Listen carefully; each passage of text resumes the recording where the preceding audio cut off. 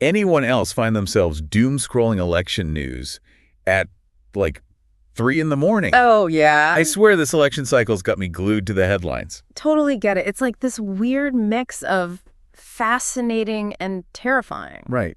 And it feels like everyone's on edge, too, like way more than usual. You know? Oh, absolutely. It's not just you. We're seeing this thing called election anxiety becoming more and more common. Election anxiety. Yeah. Is that like an actual thing? It is. And the numbers are kind of shocking, honestly. Okay, so let's get into the data then. What are we talking about here? So get this. Studies are showing that something like 35% of adults are feeling anxious about this upcoming election. Wow, a third of the country. That's a lot. Right. It's more than just your typical political disagreements, too. People are really stressed. The political climate just feels different this time around. Yeah. More intense. Yeah, no kidding.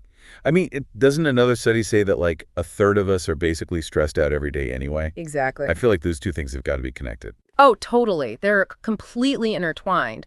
And you can't underestimate the role of the constant news cycle either, especially with the social media. It's like our brains are being bombarded with information, 247 opinions, negativity, all of it. That makes a lot of sense. Which makes me think all those younger generations, the ones who are glued to their phones 24/7, they must be the ones who are feeling the most anxious, right? You'd think so, right? But actually, it's a little more complicated than that. Really? Yeah.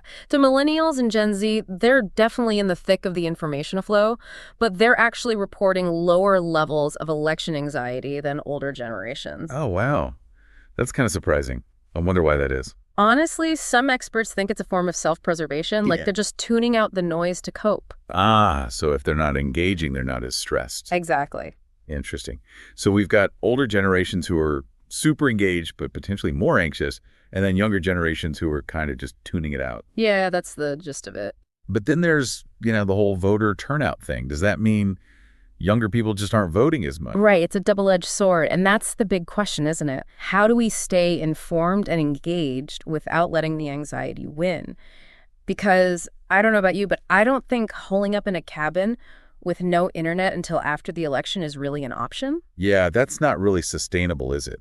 So what can we do? Well, the good news is there are some practical things we can do. Okay. One of the biggest ones, setting boundaries around how much news we're consuming. So instead of endlessly scrolling, choose specific times to check in. Oh, like a news schedule. Exactly. I like that. Kind of like how I make sure I get enough sleep. There you go. Well, most of the time. Well, hey, we're all works in progress, Yeah. right?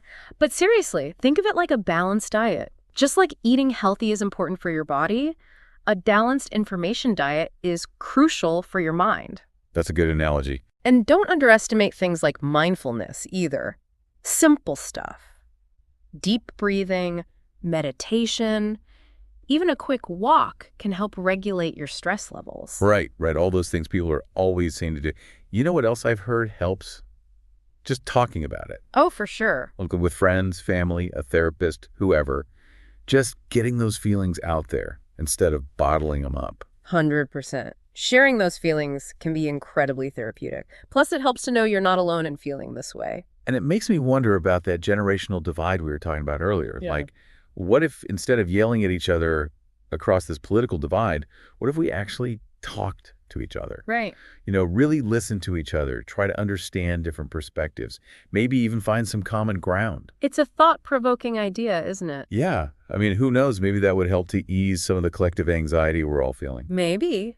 But if you think about it, if each of our own little anxieties are like a drop of water in a bucket, what happens when all those drops become a wave? Well, Like, how does this collective unease actually end up shaping the election itself? It's something to think about. that's a powerful thought. So much to unpack there. Right. Well, I think the big takeaway here is that election anxiety is real. It's affecting all of us in different ways, but we don't have to just let it control us. Exactly. Knowledge is power. Yes. And knowing how to manage it, whether that's through mindful scrolling, self-care, having open conversations, that can make a world of difference. Absolutely. Find that balance. Stay informed, but protect your well-being. Love that.